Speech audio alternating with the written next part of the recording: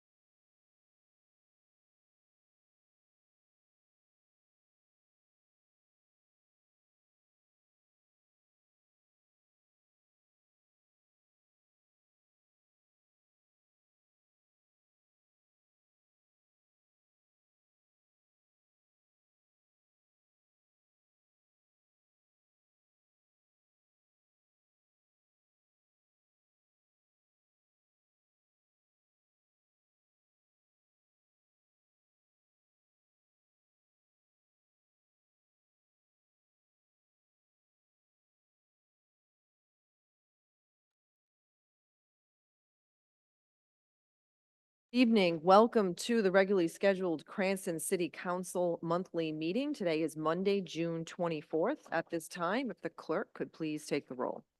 Councilman Ferry, Present. Councilwoman Renzulli, Present. Councilwoman Horoyan, Present. Councilman Donegan, Present. Councilman Campopiano, Present. Councilman Paplaskas, Councilman Wall, Here. Council Vice President Vargas, Present. Council President Marino. Present. At this time, please join us in the Pledge of Allegiance. I pledge allegiance to the flag of the United States and to the republic for which it stands,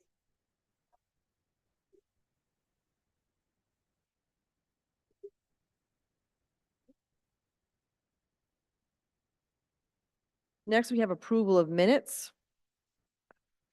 At this time, we'll take the approval of the minutes for the May 28th regular city council meeting. Do I have a motion? Motion to approve? Second. Any discussion? There being none, clerk, please take the roll. Councilman Ferry, Yes. Councilwoman Renzulli, Yes. Councilwoman Horoyan, Yes. Councilman Donegan. Yes. Councilman Campopiano, Yes. Councilman Wall, Yes. Council Vice President Vargas, Yes. Council President Marino. Yes. Next, we have approval of the minutes of the June 11, 2024 special council meeting. Do I have a motion? Motion to approve? Second. Any discussion? There being none, clerk, please take the roll. Councilman Ferry, Yes. Councilwoman Renzulli, Yes. Councilwoman Horoyan, Councilman Donegan, Yes. Councilman Campopiano, Yes. Councilman Wall, Yes. Council Vice President Vargas. Yes. Council President Marino. Yes. Next, we have approval of the sealed minutes of the June 11, 2024 executive session meeting. Do I have a motion? Motion to approve. Second. Any discussion? There being none, clerk, please take the roll. Councilman Ferry, I recused myself from voting on it. I wasn't at the meeting. Councilwoman Renzulli, Yes. Councilwoman Horoyan, Yes. Councilman Donegan, Yes. Councilman Campopiano, Yes. Councilman Wall, Yes. Council Vice President Vargas. Yes. Council President Marino. Yes. Next this evening, we have public hearings and public comment on docketed matters. We will take in chambers and on Zoom, public comment on docketed matters. First, we'll proceed with in chambers. Please state your name and address for the record, and please keep your comments limited to 4 minutes.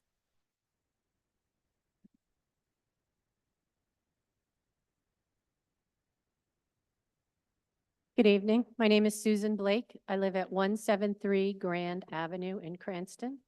I'd like to thank you for your time here tonight and for allowing me a few minutes to speak to you about the mayor's ordinance that's on the docket tonight, being introduced 24-04-1 or something. It's the one where he's asking for it. First of all, it's out of whack. It's the one where he's asking for 2.5 million in ARPA funds to cover 5 items. The mayor only wants to allocate $150,000 for local stormwater drainage projects, and it appears woefully inadequate. But compare and contrast that with the 1.1 million he wants to allocate for Brayton Park turf softball fields.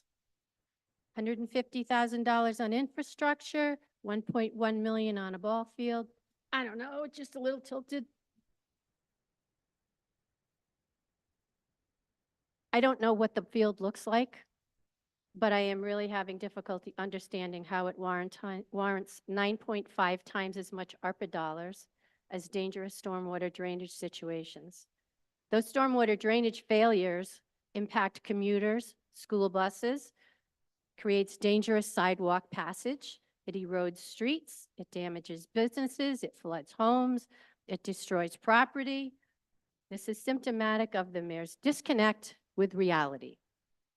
Cranston's infrastructure must not be shorted on imperative repairs and upgrades. And I know this is just like extra money thrown onto what he's already set aside for the projects, but still, this is a real smack in the face. And we all know that our drains cannot accommodate the amounts of rainwater from more frequent occurring deluges. However, there are several problematic areas in the city where just a summer cloudburst can become a harrowing drive on Oaklawn Avenue, Pontiac Avenue, Fordson Avenue. and the intersection of Park and Reservoir Avenues, to name a few places. Please consider redistributing the funds a little more realistically to accurately meet the glaring infrastructure needs right now. My grandfather, God rest his soul, he was the mayor of Fair Lawn, New Jersey for years and years. Years. He cut his fair share of ribbons, and he lifted his plenty of shovels full of ceremonial dirt, but he would not have put the good of everyone before the good of a few. Thank you.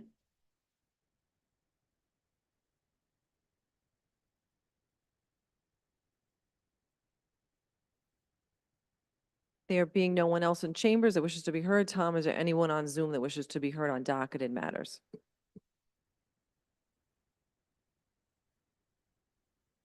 There is no public comment. I was about to close, but I see someone else in chambers. Yep. Thank you, Ms. Council President. My name is Peter Squires. I represent a number of property owners in the direct vicinity of Zero Sage Drive. There is a docketed item on your agenda tonight for rezoning of Zero Sage Drive.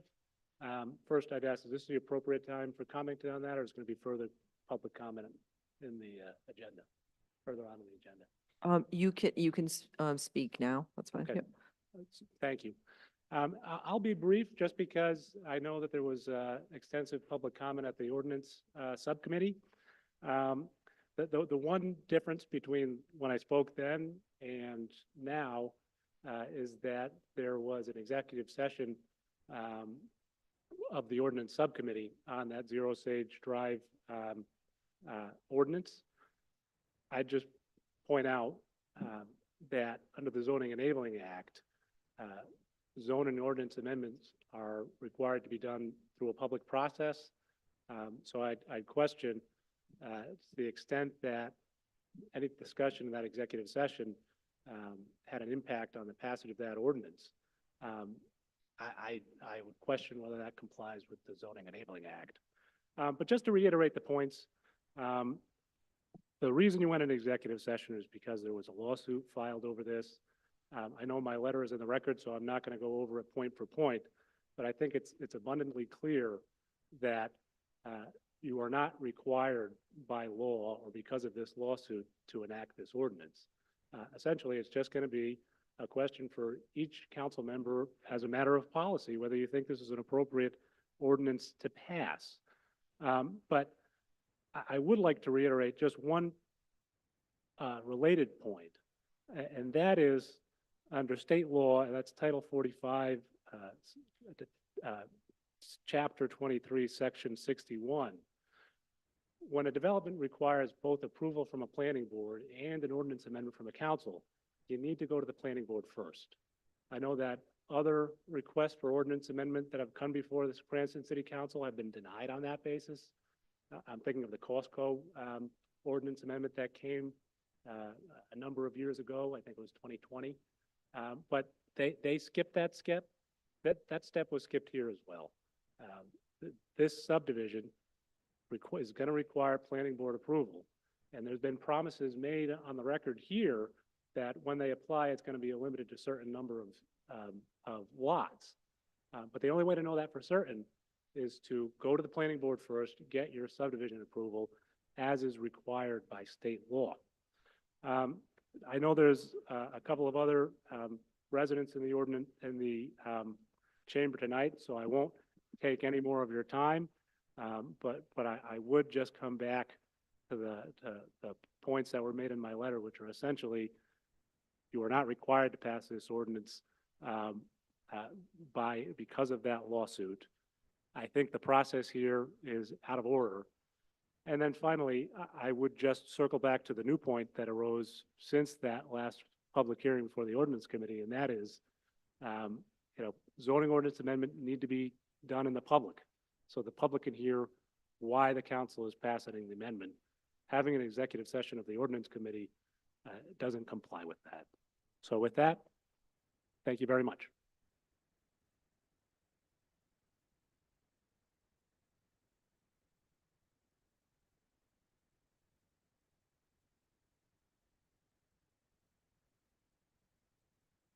Just state your name and address for the record, and please keep your comments limited to 4 minutes. Thank you. Hello, my name is Janice Cataldo. I live on Sage Drive in Cranston, Rhode Island. I'm here to oppose the Sage Drive zone change. We heard the concerns about the legal cost to fight this, but the neighbors could challenge it as well. And also by simple math, it's going to cost more to re-educate the families who buy these homes at about $38,000 per family per year than the cost to challenge this legally. The land in dispute borders the overcrowded Orchard Farms Elementary School, but mysteriously we've heard that the school can now handle 150 more children, up to 560. This occupancy doesn't align with 5 other options here. One, it's the Department of Education. Mario Carino, Chief Operating Officer at the Department of Ed, says, and I quote, "There has not been any additions to Orchard Farms since we made those published our numbers. How could they add 150 new schools without changing the facility?" 2, parents have questioned the number of the classrooms and the number of children that are going to be added. 3, the school committee stated they want to bring this to Thursday's school committee meeting as an agenda item because of the concerns about the new occupancy. 4, the school PTO president. "I also have no idea where these numbers and increases are coming from." And she cited data worked on by the school committee and city council 5 years ago that are opposition to these numbers. And lastly, the school PTO, the superintendent of schools has said, and I quote, at a minutes of her meeting on October, "Right now, Orchard Farms is at capacity." And this was on October 23rd, October 2023. And at that point, there were 460 students at Orchard Farms. Every few months, there's new Western Cranston development. Every time you go walk around or drive around Hope Road, Phoenix Avenue, Layton Night, now Pippin Orchard. Meanwhile, our 10-year-old comprehensive plan says the preservation of existing undeveloped land, capacity and traffic in Western Cranston are our largest concerns due to high growth trend. This was 14 years ago, and since then, there's nothing but growth in Western Cranston. In conclusion, here are the facts. The council hasn't been able to control the Western Cranston growth because of existing zoning. But tonight, you could have controlled the growth. The same problems with traffic, schools, and flooding continue, and the housing plight isn't going to be cured by $1 million Western Cranston homes. 3 years ago, this council, in unity, said that they would not be bullied and denied the zone change because of the impact on critical city resources. Now the vote comes down to political affiliation. It's shameful.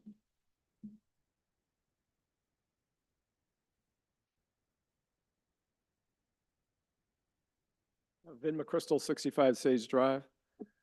You have to admit, we're persistent. 4 reasons why you should vote this down tonight, this zoning change. 1 is you and the residents were threatened with a livestock farm or a religious building by the developer. We're all aware of it. We all remember it. 2, don't forget the domino effect. We're not just talking about Sage Drive. You've also got Peppermill and Caraway. And today I visited something called the Preserve at Pippin Orchard Road, which is 25 acres, 20 to 25. It's going to have 8 houses, each with an acre. Guess what the zoning is? It's A80, exactly what this property is today. Just do the same thing. Keep it A80. 3rd is the math. Every house that's been bought on Sage Drive in the last decade and the surrounding streets, we know a lot of the neighbors, all have children. It was said here once that, maybe some of the houses won't have kids. They will. It's $19,000 per year to educate a student in Cranston. If you pay $11,000 in property taxes, I'm just about to pay mine, so I know that figure is pretty accurate. You've got a deficit of $8,000 for each student.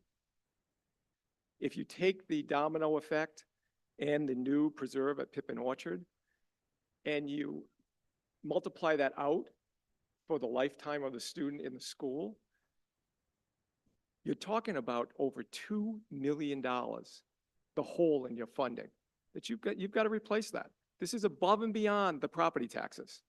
It's going to be about $2 million over the next decade to educate these kids.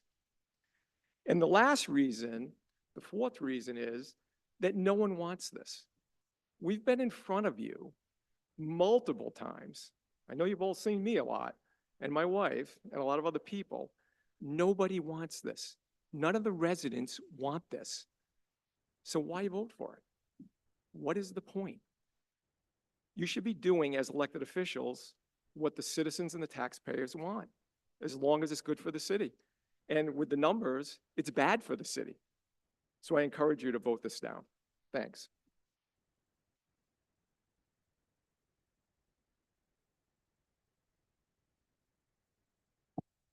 Joe Narcissi, 22 Caraway Drive. What a mess this has been. You have a city planning director failing to do his job in updating the comprehensive plan, and he's operating with no oversight and no accountability. You have a wealthy landowner with political connections applying pressure and making threats. You have inflated school capacity numbers that even the Rhode Island Department of Ed cannot explain. You have procedural issues, lawsuits, chaos. And despite all of this, you still may vote to put more money in Mr. Casale's pocket. Claiming to fix the housing crisis by adding $800,000 homes to Western Cranston is a little lazy, and it really overlooks some basic economic principles. Just some very quick math. An $800,000 home at today's 7% mortgage rate and $160,000 down payment will cost that person over $4,300 monthly in mortgage and about $12,000 annually in taxes. And that's just to get the house. Who is that fixing the housing crisis for? Some of you just want this lawsuit to go away. I get it. We all do. The problem with that is if you hand him a victory now, watch how many more people are going to come out every time the city votes something against what they want, threaten with a lawsuit just to get their way. Someone previously in one of these meetings had called it legislation by litigation. That's not what we want. That's not what this city needs. And if it's the cost of the lawsuit that's worrying you, remember the number $130 million. That's the estimated cost of a new school, which Western Cranston is going to need. And lastly, to address the political pressure that I'm sure you're facing, I'm sure many of you, if not all of you, have told supporters at one point that you're not afraid to stand up and fight the corrupt old ways of doing politics. Doing the right thing isn't always easy. The fact that you were elected to be here shows that enough people believed in you, believed that you had the morals and strength of character to stand firm even in the face of pressure from your own party, your peers, or even people above you. Taking the easy way out might make today easier, but doing the right thing helps us all in the long run. And that's what we're all here for. This isn't about today. This is about tomorrow and the day after that. Your chance is here right now. Stand up, support your city, support the people, vote against this rezoning, please, and thank you.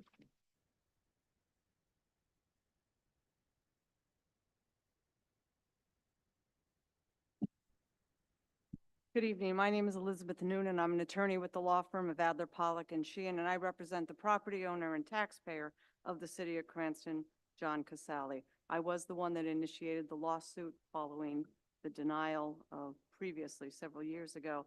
It is now pending on several counts. And what we're looking for tonight is the approval and the passage of this ordinance, which would change the zone for this one parcel from A80 to A20. You've certainly heard there's been testimony, there's been a positive recommendation from the ordinance committee. And the bottom line is that this proposal is consistent with your comprehensive plan, which is the legal standard. Your planning department has stated numerous times that it is consistent with the comp plan. And one of the obligations of any council is to conform their ordinances to the comprehensive plan. As to the other comments that perhaps this is not appropriately procedurally in place, it doesn't matter necessarily whether or not a plan is pending. your obligation, or at this time, if it's before you, is to make this consistent with the comp plan. We do believe it's appropriate legally, factually, and for every other reason. I can understand neighbors' objections. There's been a large history to it. I am new to this. I'm not familiar with what all the history is, but certainly have been educated. However, for me, I've been doing land use law for over 30 years, and when I see a comp plan that says something should be zoned, in this case, A20, that's what I go by. I brought litigation ages ago on this same point, and we're here again. And ultimately, the zoning on the other case that I brought way back in the late 90s, the change went through. And so in this case, I do think it's appropriate for this council to look at it, look at the ordinance that's being proposed. For many reasons, I think it's should be granted and would ask for favorable consideration by the full council. Thank you.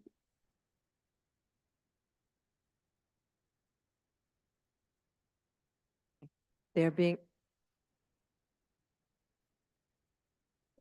I'm Dante Marinaro, 132, Unit 3, Folsom Avenue.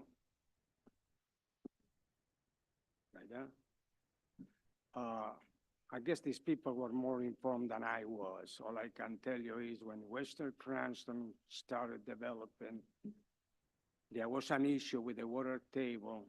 The person who was in charge of all the studies for the water table lied and indicated a level that it was not true. Most of these houses, the existing houses in Western Cranston, are pretty much surrounded by water, and the basement is sweating like you wouldn't believe it.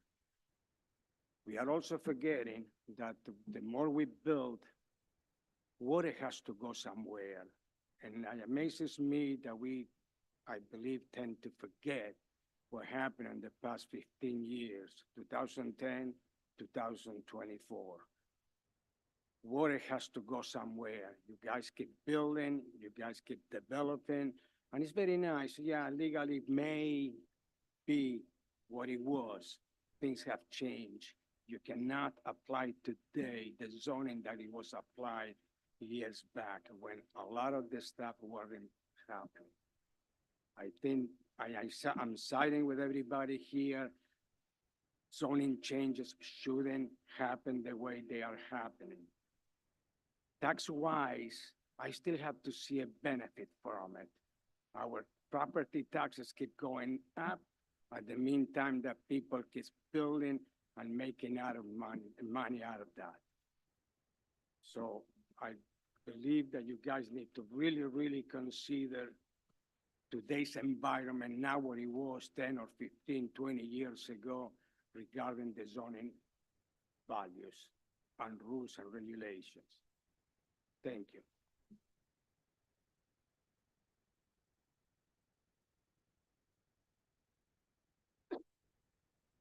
Tom, is there anyone on Zoom that wishes to be heard? Account named Kristen.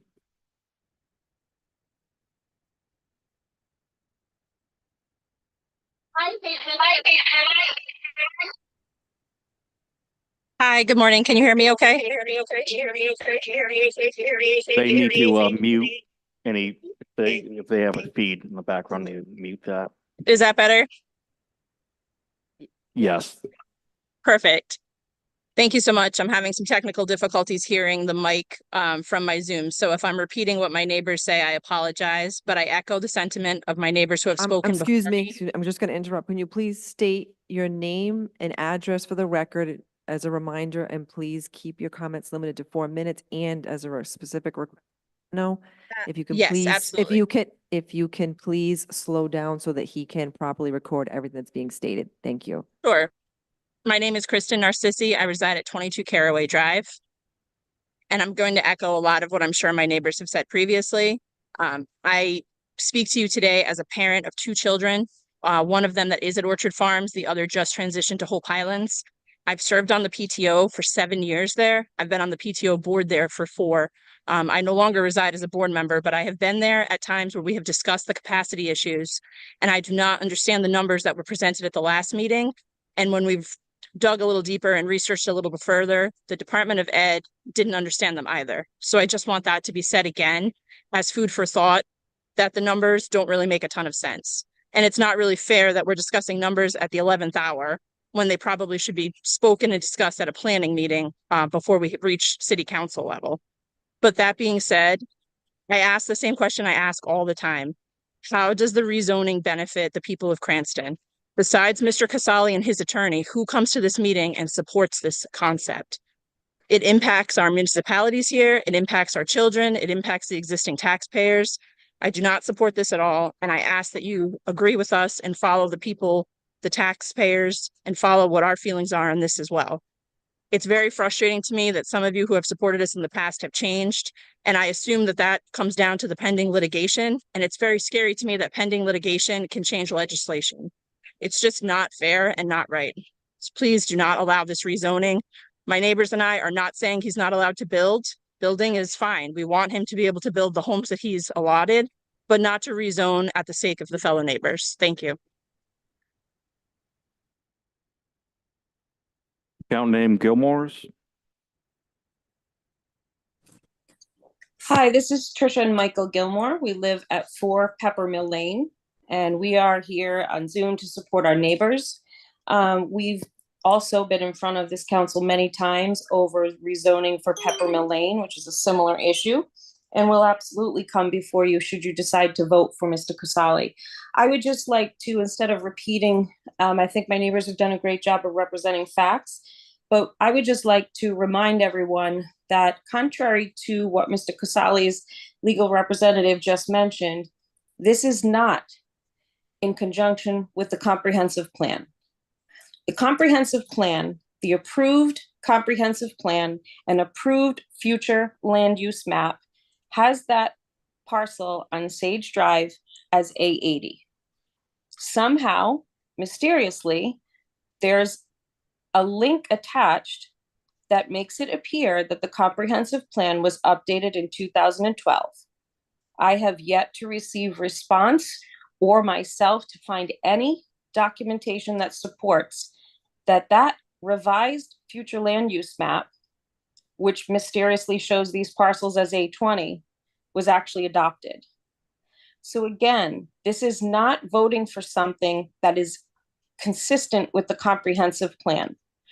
This is simply voting on something that's coming before the council as a rezoning petition. There is no law that forces the city council to approve a rezoning request. Thank you for hearing me. I hope you'll do the right thing by the residents. Thank you.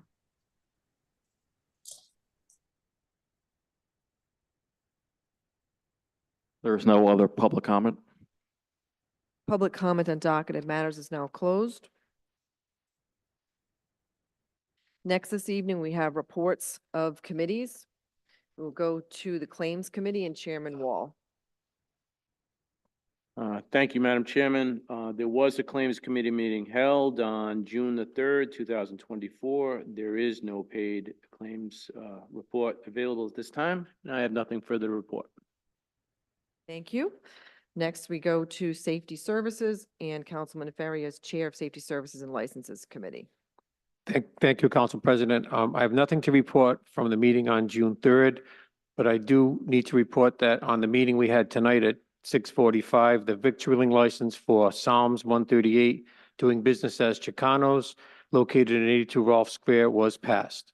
Thank you. Thank you. Next, Councilman Donegan as Chair of Finance. Thank you, Council Vice President. Several matters before us. First being a resolution authorizing real estate tax abatements as recommended by the tax assessor and approved by the Finance Committee June 3rd, 2024. Motion to approve. Second. Any discussion? There being none, clerk, please take the roll. Councilman Ferry, Yes. Councilwoman Renzulli, Yes. Councilwoman Horoyan, Yes. Councilman Donegan, Yes. Councilman Campopiano, Yes. Councilman Wall, Yes. Council Vice President Vargas. Yes. Council President Marino. Yes. Next, we have a resolution authorizing motor vehicle tax abatements as recommended by the tax assessor and approved by the Finance Committee on June 3rd, 2024. Motion to approve. Second. Any discussion? There being none, clerk, please take the roll. Councilman Ferry, Yes. Councilwoman Renzulli, Yes. Councilwoman Horoyan, Yes. Councilman Donegan, Yes. Councilman Campopiano, Yes. Councilman Wall, Yes. Council Vice President Vargas, Yes. Council President Marino. Yes. Next, we have a consideration of tax interest waiver approvals for the month of May 2024 as recommended by the city treasurer and approved by the finance committee June 3rd, 2024. Motion to approve? Second. Any discussion? There being none, clerk, please take the roll. Councilman Ferry, Yes. Councilwoman Renzulli, Yes. Councilwoman Haroyan, Councilman Donegan, Yes. Councilman Campopiano, Yes. Councilman Wall, Yes. Council Vice President Vargas. Yes. Council President Marino. Yes. Next, we have a resolution loan order authorizing the city of Cranston to issue not to exceed $40 million general obligations bonds, notes, and other evidences of indebtedness to finance the purchase and/or acquisition of land and buildings, construction, renovation, improvement, alteration, repair, landscaping, furnishing, and/or equipping of schools and school facilities throughout the city, subject to approval of state housing aid at a reimbursement rate or state share ratio of not less than 50% at the time of issuance. This was sponsored by Councilwoman Renzulli, myself, Council President Marino. This was approved by the Finance Committee in a special meeting on June 13th. Motion to approve? Second. Any discussion from council members? Okay. Solicitor Verdecchia, do you have anything you want to contribute relative to the resolution?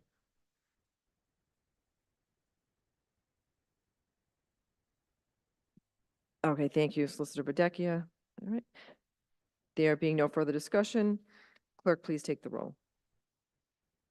Councilman Ferry, Yes. Councilwoman Renzulli, No.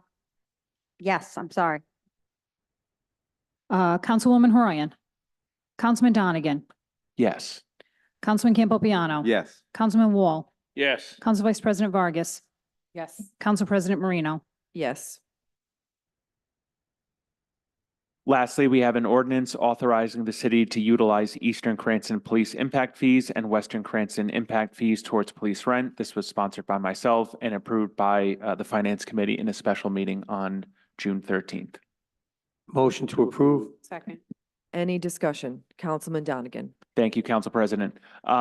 Just to all my colleagues and anyone listening, this is something that we've done at least all 6 budgets that I've been a part of, and I know that's something that Councilman Stichels had done in the past, and it effectively takes impact fees, applies it towards the police rent, which frees up, in this case, about $15,000 within the budget, which we then moved towards other things, particularly the schools. So it helped free up money to give to the schools. I do also have a fiscal note that I received from Finance Director Zadelis. If I could, like to bring it to the clerk to be read into the record. Absolutely. I actually already have it, Councilman Donegan. He gave me a copy of it. So Thank you. And just for the record, it states, I certify that AC 49602 Eastern Police 12,402.32 and AC or account 49604 Western Police 433,978 collectively have sufficient funds to meet $15,612 offset to group 1202 Police Department account number 53209 rent proposed within the fiscal year 25 operating budget. At this time, I'd like to entertain a motion to accept that letter, the fiscal note from Director Zadelis into the record. Motion to accept into the record. Second? Any discussion? There being none, clerk, please take the roll. Councilman Ferry, Yes. Councilwoman Renzulli, Yes. Councilwoman Haroyan, Councilman Donegan, Yes. Councilman Campopiano, Yes. Councilman Wall, Yes. Council Vice President Vargas. Yes. Council President Marino. Yes. Now, as to the motion to approve the ordinance, do we have any further discussion from council members? There being none, clerk, please take the roll.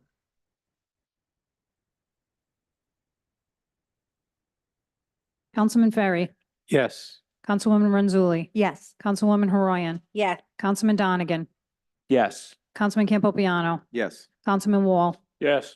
Council Vice President Vargas. Yes. Council President Marino. Yes. Before moving on to Public Works, I would like to take a motion to take the agenda out of order as there are some people in chambers for appointments. So do we have such a motion? So moved. Second. Okay, any discussion? There being none, clerk, please take the roll. Councilman Ferry, Yes.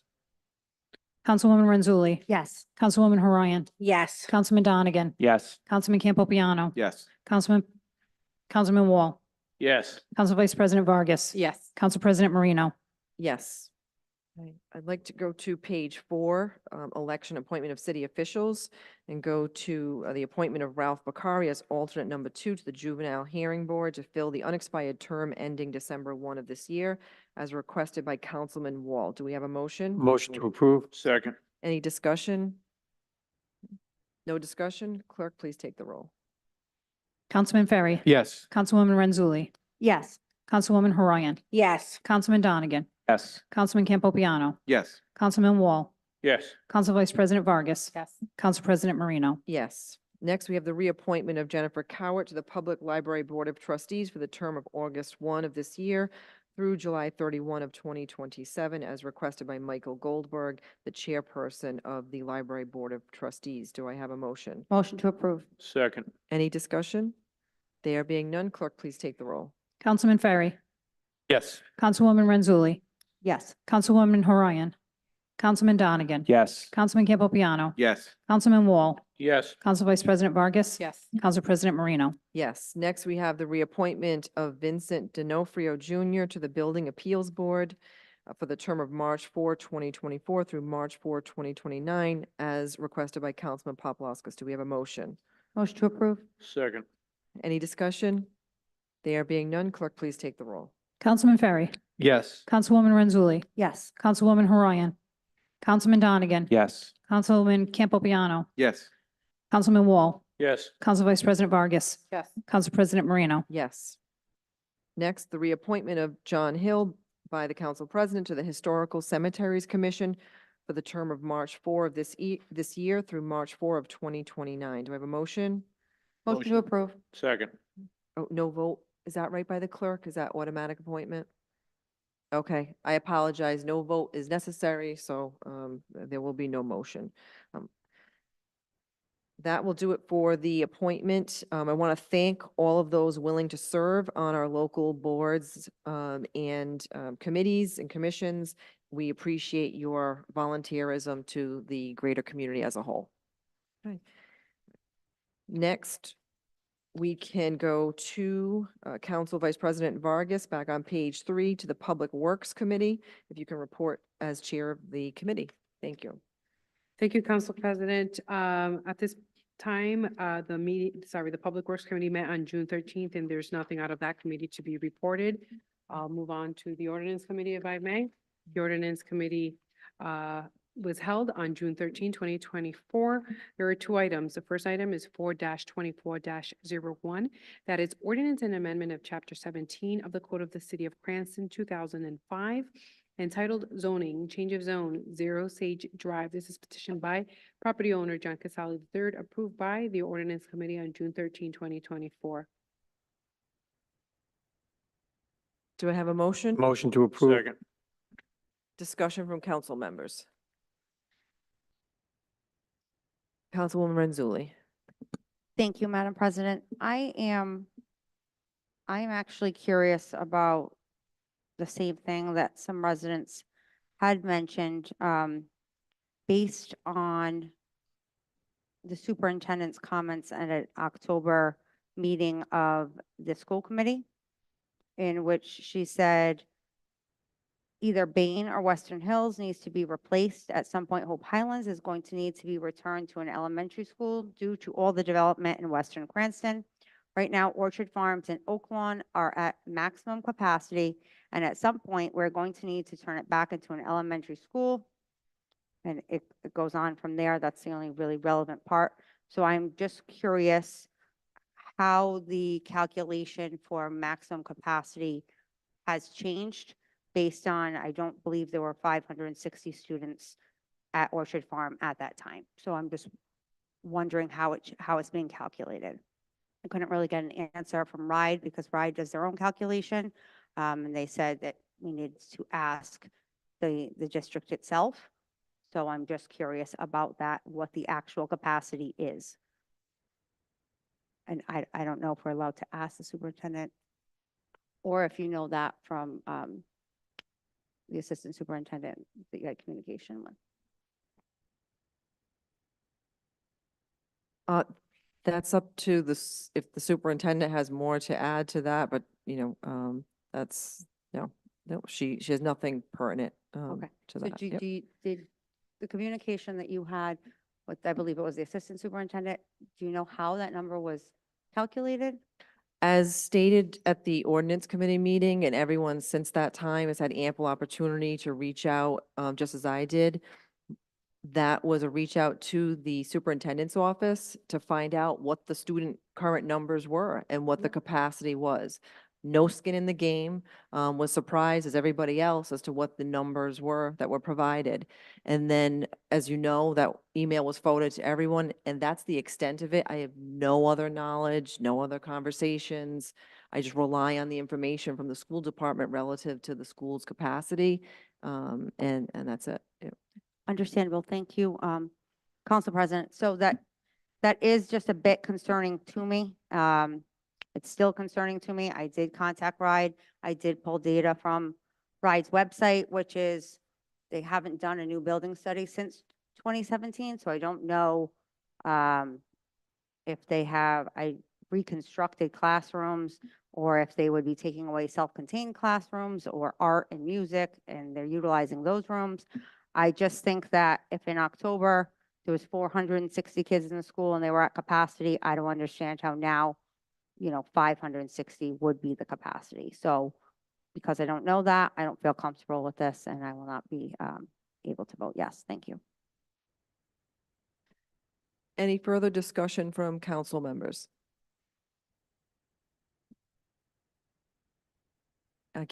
Does anyone have their hand up or no? No? Okay. I will say relative to the school numbers, as mentioned, what was provided from the school department on May 15th, as provided to all council members, is that it is the capacity of 560 students at Orchard Farms, and for Hope Highlands, 425, and that the current numbers as of that date provided were 446 for Orchard Farms and 366 relative to those schools. And I saw some subsequent emails that were circulated amongst some members of the community relative to that issue too. And what I also garnered from that was that the schools have an obligation to accommodate our students. And if that requires redistricting, changing of the lines as to where those students will attend the schools, then that will take place. And I know, again, I've said this before, my children go to the public schools, one has graduated, and I've lived through that alteration of where the lines are and sharing between Orchard Farms and Oak Lawn, and other adaptations that have to be made to accommodate our community as a whole. With respect to this ordinance, this, as I stated at the previous meeting, this is a struggle for me relative to, what my vote was going to be. And that's why the facts did matter relative to the student capacity with the schools and the student numbers. The fact that the school is able to accommodate the students and adapt, I combined with, as I stated at that meeting, the fact that we as a council, I would say, we're not afraid of suit because we did get sued. And since that time, a settlement has been reached at the direction of the solicitor, and the council has received advice from the solicitor and the council attorney. I am not privy to state what that advice is, but I can say that there was agreement as to that advice to this council. Given all the factors, I will be voting in favor of this ordinance tonight, which will be in support of the change, given all of those factors. And again, that is not an easy decision. Councilman Ferry. To say that this is a struggle would be an understatement. Out of 3.5 years that I've been on the council, I think that I have gotten more emails, more phone calls, and spent more time in reference to this item than any other thing that I've done on the council in 3.5 years. I've learned a lot about housing in the last 3.5 years, and my attitude's changed a lot because I made it a priority to learn more about housing. But based on the fact that the lawsuit was settled, I was in favor of this the last time it came before us. I voted in favor with the neighbors. I voted against the ordinance. I do not see how now, based on the fact of what I know and the fact that the mayor's office decided to settle that lawsuit, and that the council lawyer and the mayor's lawyer agree. I'm not going to say what they agree on, but they do agree on something, okay? I just do not understand how in the world I could go against this ordinance at this time, based on the facts. And that's basically all I have to say right now. Thank you very much. Councilman Campopiano. Thank you, Madam President. I am in a unique position to represent Ward 4, where these people are from. So when they come to me as their voice, I have to side with them. So I will be voting against it. Thank you. Any other council members wish to be heard? Okay. One other thing, just because I think it's important, I should also mention, I'm sensitive to, wetlands restrictions and those concerns of flooding.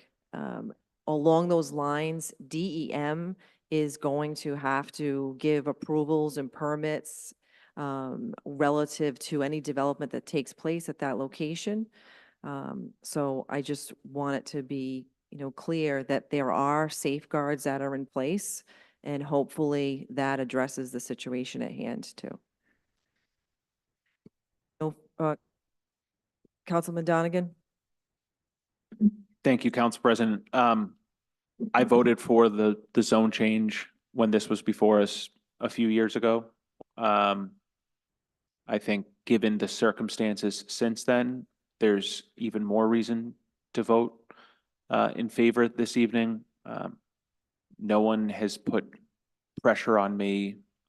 No one has tried to influence me. I'm going to be voting the same way tonight, which is yes.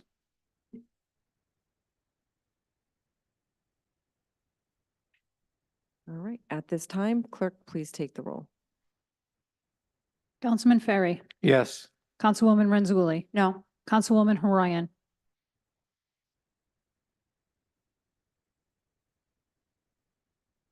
Councilman Donegan, Yes. Councilman Campopiano, No. Councilman Wall, Yes. Council Vice President Vargas, Yes. Council President Marino. Yes. Motion carries. And Council Vice President Vargas, the next matter? Thank you, Council President. The next item under the Ordinance Committee meeting that was held on the 13th was 5-24-02. That is ordinance and amendment of Title II of the Code of the City of Cranston, Section 2005, Section 2.08.260 and 2.08.261, entitled Board of Canvassers and Registrar, Operations Related to the Board of Canvassers and Registrar, sponsored by Council President Marino, Councilman Papalaskis, co-sponsored by Councilwoman Renzulli, Councilman Donegan, Wall, Campopiano, and Council Vice President Vargas, approved by the Ordinance Committee on June 13, 2024. This passed out of committee. Do I have a motion? Motion to approve? Second. Any discussion from council members? Nope. I just want to thank Director Lima for his hard work in bringing this up to where it needs to be relative to his department. And at this time, clerk, can you please take the roll? Excuse me, Councilman Ferry, Yes. Councilwoman Renzulli, Yes. Councilwoman Horian, Yes. Councilman Donegan, Councilman Campopiano. Yes. Councilman Wall, Yes. Council Vice President Vargas, Yes. Council President Marino. Yes. Taking the agenda out of order, next we're going to go to executive communications. We have a request from Detective Lieutenant Stephen Brook for a one-year continuation of service with the Cranston Police Department for the period of April 2, 2024 through April 2, 2025. Does Director Moretti, do you wish to be heard?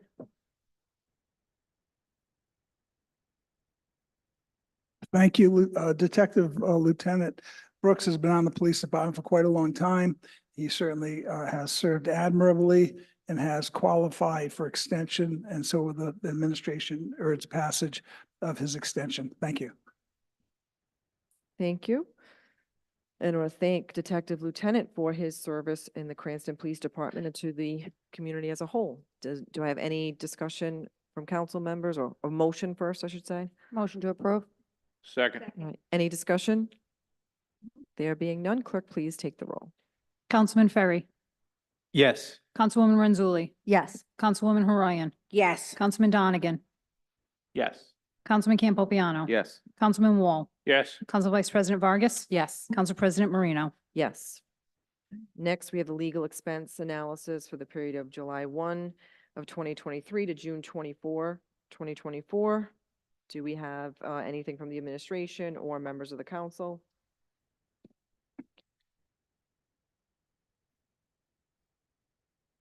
Okay. There being nothing, next we go to an update from Director Pizzulo as the status of the comprehensive plan. Director Pizzulo did send an email on Friday, this past Friday afternoon, to the administration. I believe it was Director Moretti. Yes, it was Director Moretti, to the clerk and myself relative to this, advising that he would not be able to be in attendance at this meeting. Does Director Moretti, do you have anything that you would like to say relative to this? Council President, I'll leave it up to you. I did take the email here. Certainly, whoever you prefer to advise, if you'd like to do it all myself, up to you. Sure. I have the email as well, and what I was going to do was actually make a motion after we have discussion to accept his email into the record relative to the report, but I mean, I'll say my piece and then you can add. Is that fair enough? Sure. Okay. Director Pizzulo, again, sent this email on Friday. I do want to represent for the record that I had multiple outreaches to outreach to him earlier in the month. And I was finally able to connect with him because the updated comprehensive plan is of great concern to me. It's a priority, and I think it is for my other members of this council based on previous council sessions that we have had relative to this issue.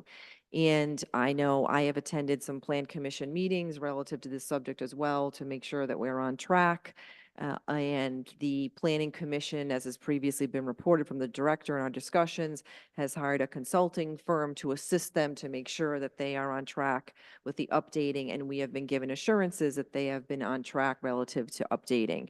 Part of that process is that the Plan Commission will make recommendations for the updated comprehensive plan to the council and that we would have sessions. I anticipated part of that also involving workshops with the Planning Commission, as has been done in prior years that predated many or all of our time here on council, and I still hope that that is to be the case. In his report, he stated that as of that Friday afternoon, reviewed by the staff and finalized by the consultant were 4 elements of the comprehensive plan update. It was natural resources, economic development, energy, natural hazards, and climate change, and that those are available on the Planning Department web page for review and comment. I would invite council members to take initiative relative to that too, but we will be scheduling meetings.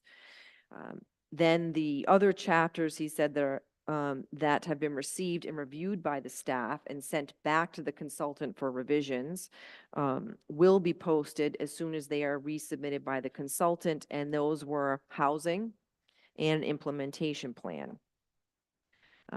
There are chapters expected to be delivered by the consultant, he had said within the next 2 weeks, and those were 4 chapters. Land use being the future use map, which is not proposed to change for the update.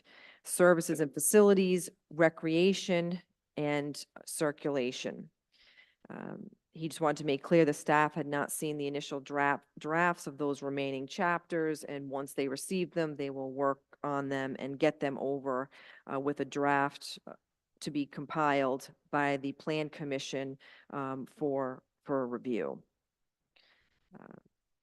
That is essentially the core elements of it. And again, it bears repeating, phase 2 being after the Plan Commission and the council have adopted an updated comprehensive plan, there will be phase 2, and that process will involve additional outreach and community sessions with the public for additional changes to the comprehensive plan. But this initial update is being done before our current plan expires under the newly enacted state law that took place last year relative to our comprehensive plan. And according to Director Pizzullo, we have until the end of September in which to adopt an updated comprehensive plan before ours would be deemed expired. Okay, that's what I know based on his update. Is there any discussion from council members? No, okay. Director Moretti, do you wish to add anything to this? He did a great job debriefing and dissecting this. The only thing he did send a little warning out indicating due to turnover of basically all the staff in the department that he's questioning if he's able to hit the September deadline. That's the only caution that he's also sent along. Otherwise, I concur. Nice job with the briefing. Thanks, yep. Which I have to say is new to all of us. This email is the first that we heard of this potential from Director Pizzullo stating that he may not make the deadline in September. When I spoke to him earlier in the month, he had gave me assurances that they would be on target. With that being said, we will do everything within our ability. And I'm open to hear from council members in terms of the workshop, the joint session relative to those being an option. Are most council members in favor of that? Yep. Yep. Okay. All right. At this time, I'll take a motion to accept into the record the June 21st email from Director Pizzullo as discussed. So moved. Any discussion? There being none, clerk, please take the roll. Councilman Ferry, Yes. Councilwoman Renzulli. Yes. Councilwoman Horayan, Yes. Councilman Donegan, Councilman Campopiano, Yes. Councilman Wall, Yes. Council Vice President Vargas, Council President Marino. Yes.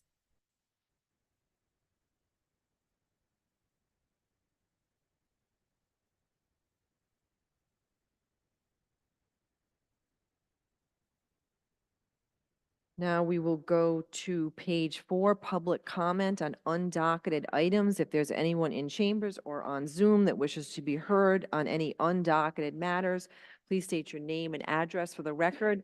Please keep your comments limited to 4 minutes. Thank you.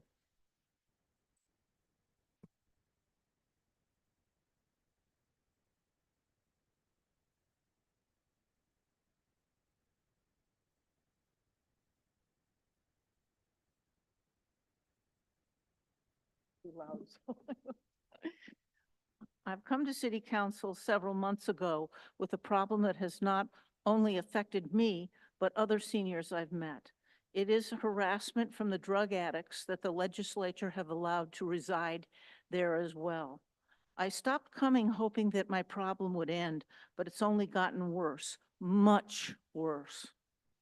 I believe that they think that I was giving up and they felt and that I felt hopeless, but that's far from the truth.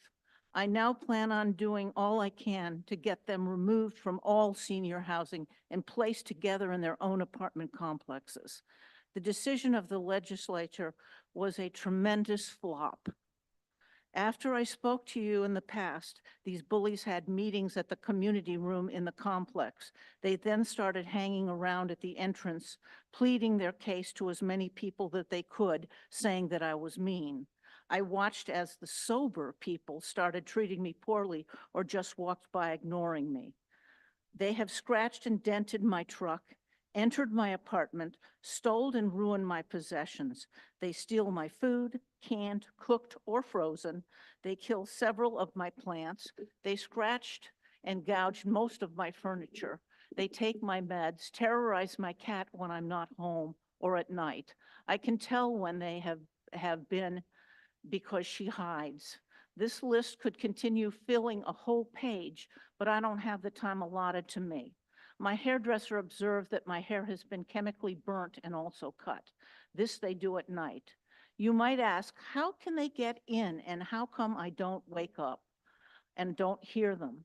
First of all, most drug addicts are used to stealing. They break into cars, homes, etc., so they can procure anything that they can to sell and make money for their habit. I am very deep sleeper, and that makes it easy for them. Also, they utilize the humming of air conditioners, heating systems, and the general apartment noises to mask their exploits. They are quite devious and very quiet. This will not be the end of my visits to the council. I will also visit the legislature with this issue and anywhere else I can to inform the public about these problems. When I tell people that they are either shocked that this is a situation that is occurring or they knew, but all of them believe that this should be rectified. I ask you and those that are listening, would you want your parents, grandparents, aunts, uncles, or anyone else you love to be in this situation? I really don't think so. But I will continue to do something to make a change. Thank you for your time. Oh, and one more thing. You are all welcome, the council, to come into my apartment and see for yourself the damage. I also have started taking photos. You are welcome to see them as well. These are not crutches. They are used to keep a door closed. The doorknob is supposed to go in here like this, and it's supposed to be put away. They have broken them. They do that when I'm not in the apartment. They will not work anymore. I can't afford $45 every time I have to do this. Please help.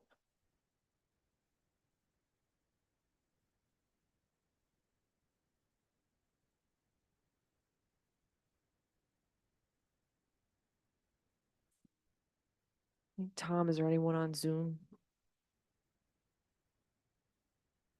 There is no public comment.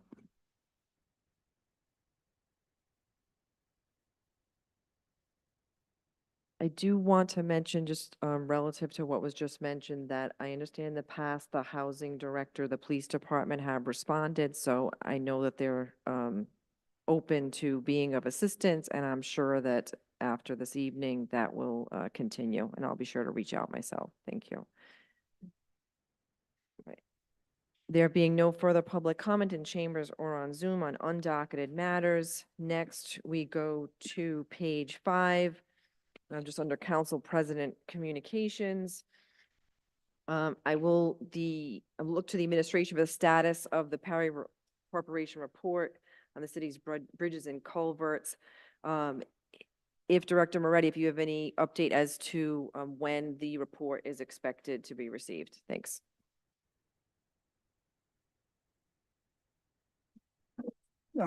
PAR is continuing their technical work at this point. They have reported the two concerns where there were temporary repairs recommended and performed, obviously, with the Kimberly Lane Bridge and the Dean Street Bridge over the bike path. It looks as if it needs some superstructure support. That is in process in terms of responding to it. So their first mission was to identify anything that needed attention. And those are the two bridges / culverts that required attention at this time. The report that that's going to be the end result.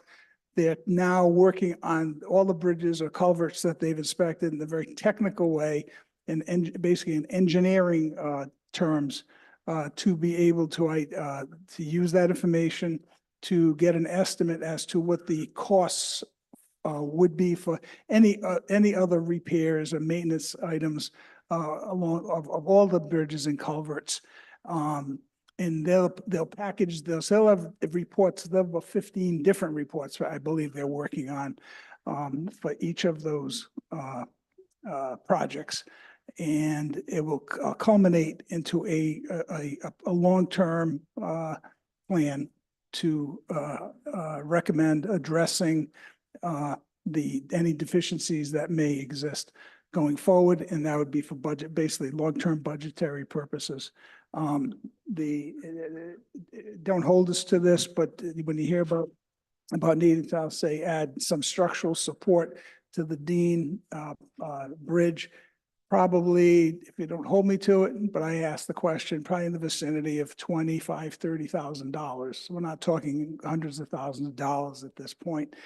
And that will get us by for a while being years, in which time, so probably around August or September, the latest, to have a comprehensive report with that plan. And that's when all the information should be available. Okay. I put this on the agenda for the status of the report itself because we've discussed this in Public Works, the overall, with more specific detail relative to the bridges and culverts. And in those discussions, the report, it was said it was going to be in May, then it got bumped to, I believe, possibly July or August. And so and now I'm hearing tonight for the first time, if I heard you correctly, that might be up to 15 written reports. I mean, how many reports are there? When are they expected? When it comes to engineering, I guess we're not we being the administration is not micromanaging. We give the Public Works Department, the engineers, the ability to work with the engineering firm doing the assessment. There's going to be, now what form of reports? Are there going to be 15 different reports that are going to be presented with binders? I don't know that, but there will be reports on each of the 15 or so structures. And that's what they're working on. So whether they put them in one book, in one report, I don't know the format that they're doing that. What I've done is in fact, just today, I forwarded the contract. If people want to get involved, understanding what the deliverables on the contract were.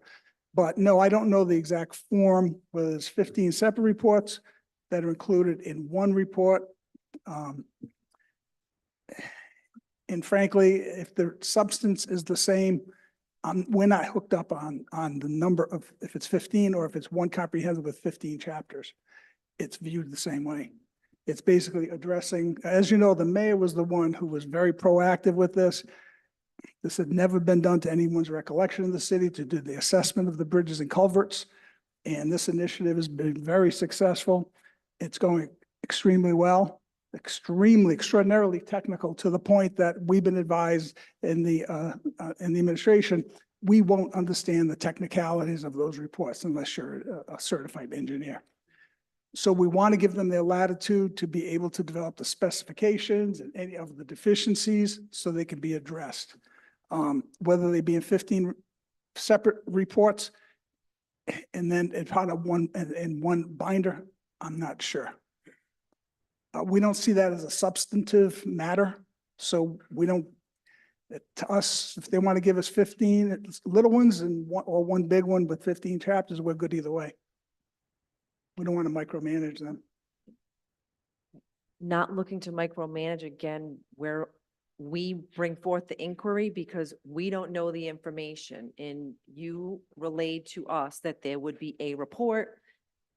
And now we're hearing that it may be a new number, numerous reports. So that's why the question is being posed. And whether or not we as individuals have the capacity to understand the reports, I think we can take that up on an individual basis.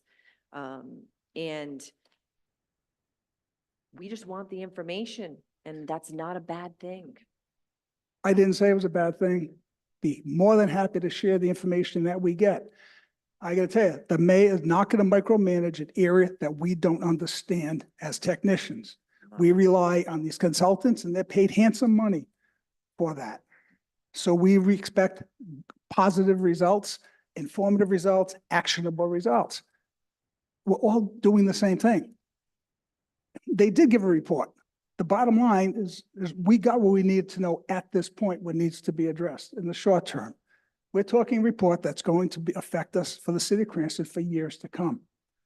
We have to be a little patient. So they did report back. The written reports, we just have to wait a little longer. And frankly, there's nothing that's going to be actionable other than those two bridges that we spoke about. It's going to be long-term planning. It'll be part of the 25-26 budget cycle and beyond. So we're not going to rush them, and we're happy to share. Anyone in this room who wants those documents, as soon as we have them, you're more than welcome to them and happy to give them to you. It's pretty transparent from this side. And along those lines, that's helpful then to know that now that there may be numerous reports, not just one. And the list of bridges and culverts, as you know, I had to ask for repeatedly, month after month, in order to obtain that. So this is why, relative to the report, we just want to, to have an idea so that we're not having to ask month after month as to when it could be expected. Thanks.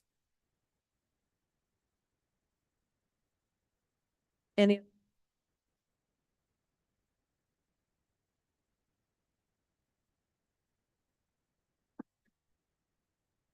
Council Vice President Vargas. Thank you. I just want to stand, thank you, Council President, through you just to the director. I just want to understand the peer corporation report.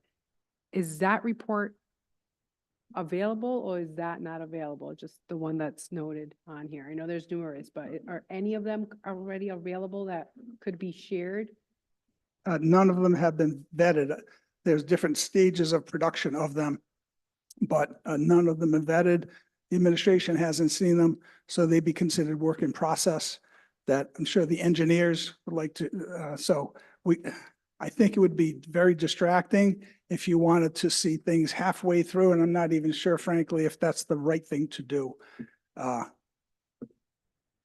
It's why don't we question the school department and seeing where they stand with all the engineering work at Gladstone? That's much more money at this point.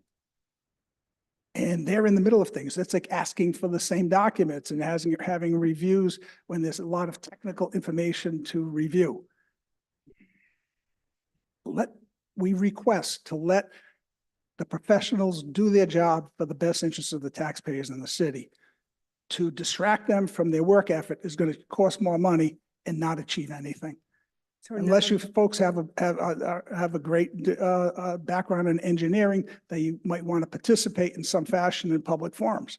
That might be a productive thing if that's how you see this. But I frankly don't see that this is any different than anything else the city's ever done. Except it's a unique thing that the mayor does a great job with his innovation and brought forward. So to his credit, we're doing something very positive that hadn't been done before in the city. So to that, we give him a lot of credit. So none of the reports are completed yet? No, nope. Not a single one of them. So No. any report that has come to the mayor's desk, has any reports come to the mayor's desk? No. I guess. So all of them, all the reports that you're mentioning, the engineer is in the process. I just want to make sure that I'm understanding you correctly, are in the process of being compiled, written, finished in order to provide it over to the mayor's office. Exactly. And the stakeholders is the company, obviously we as a city, but in terms of the departments, it's going to our engineering department, any other departments that it has to be looked at based on from what you're telling us, they have to be looked at before they come out to us as a council. Am I understanding? I think it's the wisest thing to do versus documents that can be changed through normal review. I don't think it's prudent to be extremely distracting. The answer is no, okay? Unless we're required by law to give them to you every step of the way, every week. We don't intend to give them to you. The mayor hasn't seen them. He has no intention of interfering in the process. We just want to let the process see its way through. No one's hiding anything. It's really simple. It is not complex. What's the timeline on that they've provided? I assume there's someone checking in with the consultants, correct, with the Sure. engineers? The DPW, the engineers are working with them. They check in.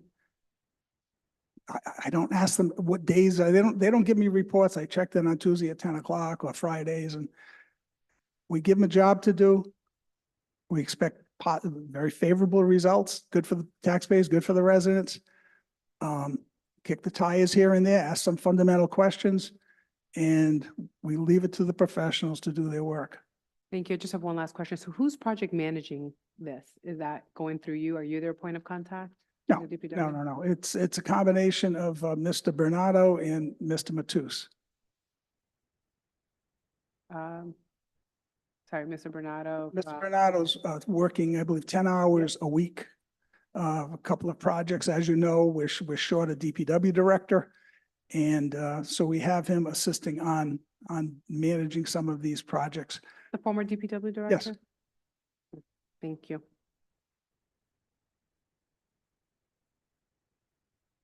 Councilman Ferry.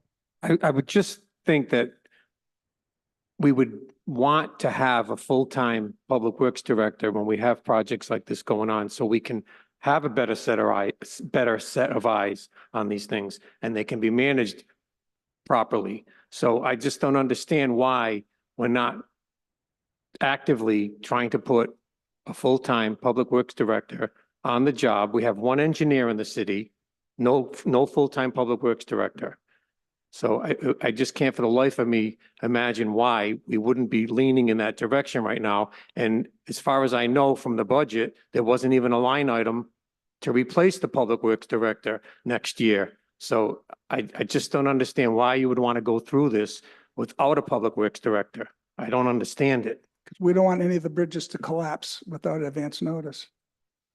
So don't you think having a public works director would be better? That would be fabulous. However, it's very difficult to recruiting a public works, seasoned public and qualified public works director. Does sound like a lot of money. It's a lot of money to me, about $135,000, $138,000. But working in a municipality is not the most desirable or financially beneficial position for many, many people in the engineering field. That's part of it. The second part of it, we have the reality of it that it's very difficult to recruit someone when you know there's another election. Mayor Hopkins, believe it or not, might or may not be the next mayor in the city of Cranston come January.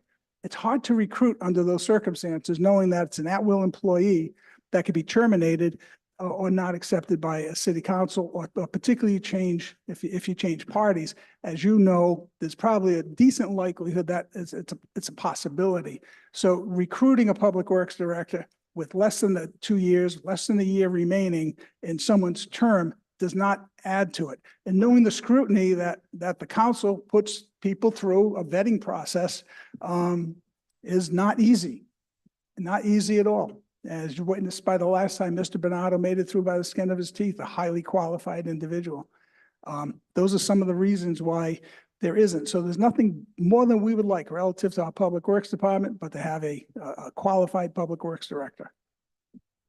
Thank you. Any other discussion from council members on this? Councilman Wall. And Director Moretti, please hear this in just the manner. No, there's no judgment, no criticism at all.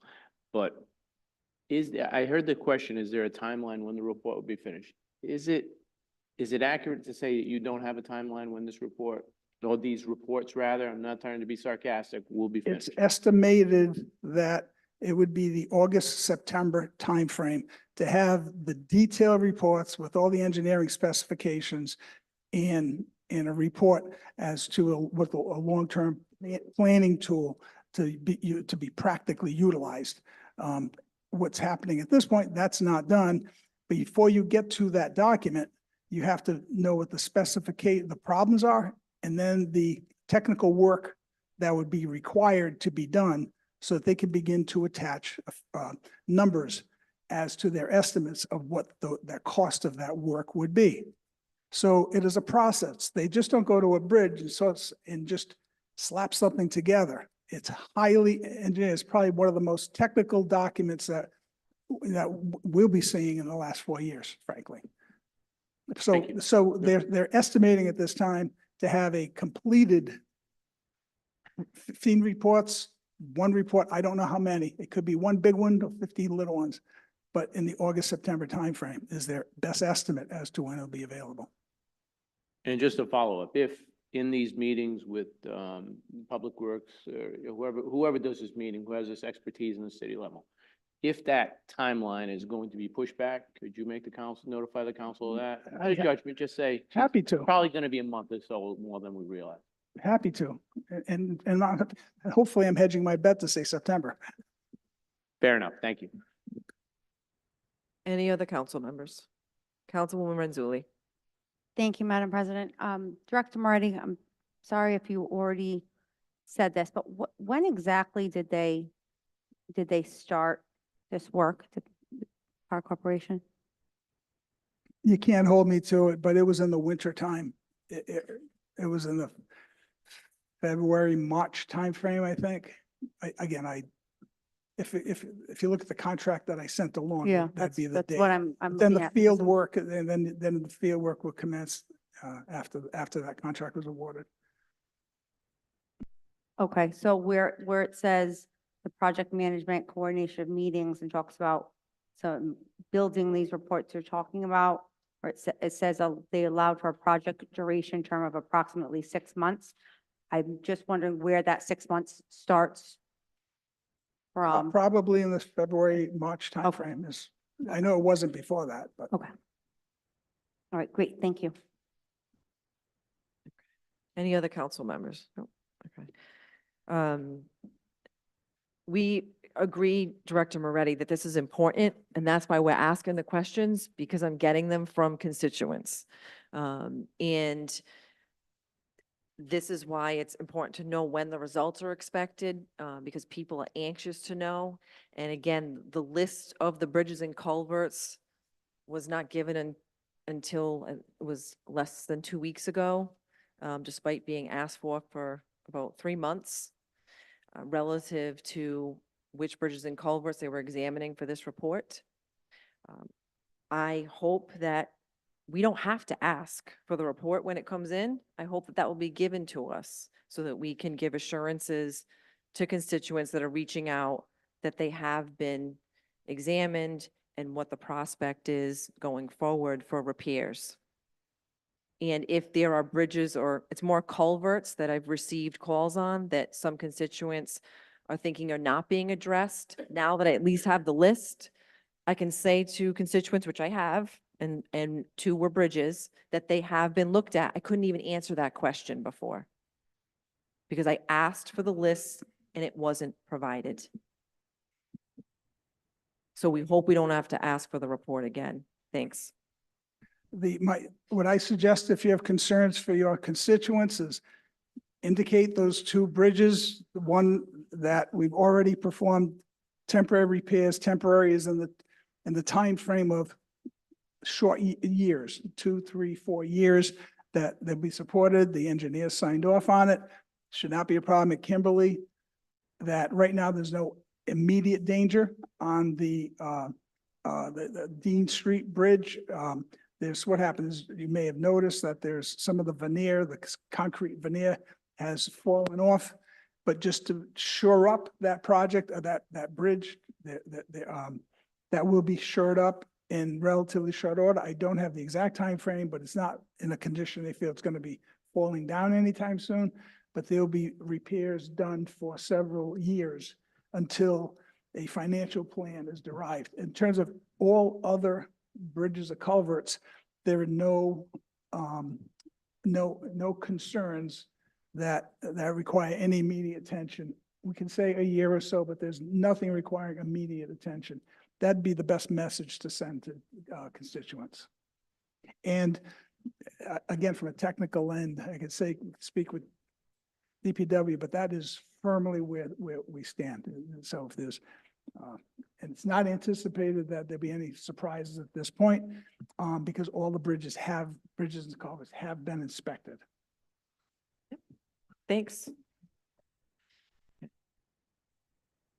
Next on Council President Communications, just some moments of joy to share. The acknowledgement of Happy Pride Month and the flag raising, thanks to Council Vice President Vargas. And I think all council members were in attendance, and if you weren't, it's because of a very good reason. And that was a very nice experience. And wishing the public a happy Pride Month, happy Juneteenth as well. I know that's important to all of us on council as well, in terms of there's always work to be done relative to progress in equity and biases and justice, racial justice, and that's an ongoing progress. Happy 4th of July coming up. Be safe, be smart, relative to having a good time with your 4th of July, and happy summer. Right. And next this evening, we have introduction of new business. At this time, I would entertain a motion to take the matters of new business as a block. Second. Okay. Any discussion? There being none, clerk, please take the roll. Councilman Ferry, Yes. Councilwoman Renzulli, Yes. Councilwoman Horayan, Yes. Councilman Donegan, Councilman Campopiano, Yes. Councilman Wall, Yes. Council Vice President Vargas. Yes. Council President Marino. Yes. Do we have a motion to refer the block to their respective committees? So moved. Any discussion? There being none, clerk, please take the roll. Councilman Ferry. Yes. Councilwoman Renzulli. Yes. Councilwoman Horayan, Yes. Councilman Donegan, Councilman Campopiano, Yes. Councilman Wall, Yes. Council Vice President Vargas. Yes. Council President Marino. Yes. Next, I will entertain a motion to go into executive session. Second. Any discussion? There being none, clerk, please take the roll. Councilman Ferry, Yes. Councilwoman Renzulli, Yes. Councilwoman Horayan, Yes. Councilman Donegan, Councilman Campopiano. Yes. Councilman Wall, Yes. Council Vice President Vargas, Yes. Council President Marino. Yes, and at this time, now that we are in executive session, I'll ask all members of the public to please leave council chambers, and we will be shutting off Zoom in terms of access at this time for sound. Thanks.